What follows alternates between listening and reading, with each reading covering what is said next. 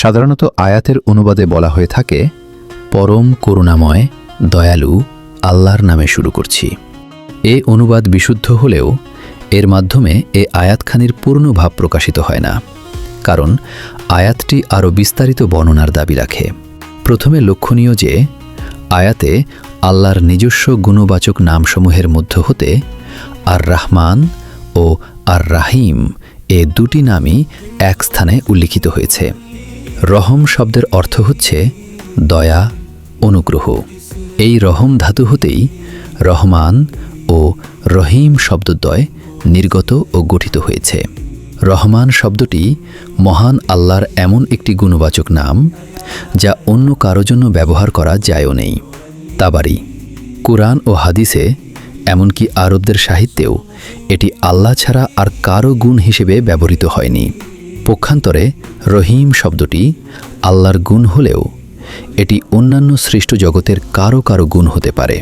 তবে আল্লাহর গুণ হলে সেটা যে অর্থে হবে, অন্য কারো গুণ হলে সেটা সে একই অর্থে হতে হবে এমন কোনো কথা নেই।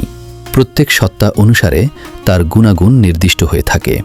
এখানে একই স্থানে এ দুটি গুণবাচক নাম উল্লেখ করার বিশেষ তাৎপর্য রয়েছে। কোন কোন তাফসিরকার বলেছেন যে আল্লাহ রহমান হচ্ছেন এই দুনিয়ার ক্ষেত্রে আর রাহিম হচ্ছেন আখেরাতের হিসেবে।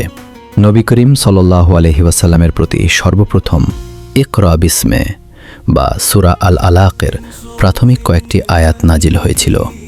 এতে সৃষ্টিকর্তা আল্লাহর নাম নিয়ে পাঠ শুরু করতে বলা হয়েছিল। সম্ভবত এজন্যই আল্লাহর এই প্রাথমিক আদেশ অনুযায়ী কুরআনের প্রত্যেক সূরার প্রথমেই তা স্থাপন করে সেটাকে রীতিমতো পাঠ করার ব্যবস্থা করে দেয়া হয়েছে।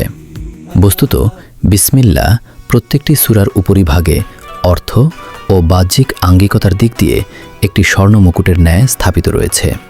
বিশেষ করে এর সাহায্যে প্রত্যেক দুটি সূরার মধ্যে পার্থক্য সৃষ্টি করাও অতীব সহজ হয়েছে। হাদিসেও এসেছে, রাসূল সাল্লাল্লাহু আলাইহি ওয়াসাল্লাম সূরার শেষ তখনই বুঝতে পারতেন যখন বিসমিল্লাহ নাজিল করা হতো।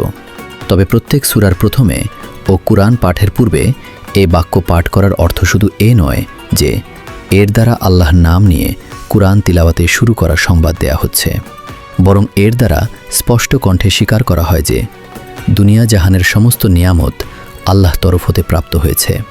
এর মাধ্যমে এই কথাও মেনে নেওয়া হয় যে আল্লাহ তাআলা আমাদের প্রতি যে দয়া ও অনুগ্রহ করেছেন, বিশেষ করে দ্বীন ও শরিয়াতের যে অপূর্ব ও অতুলনীয় নিয়ামত আমাদের প্রতি নাজিল করেছেন, তা আমাদের জন্মগত কোন অধিকারের ফল নয়, বরং তা হচ্ছে আল্লাহ তাআলার নিজস্ব বিশেষ মেহেরবানির ফল।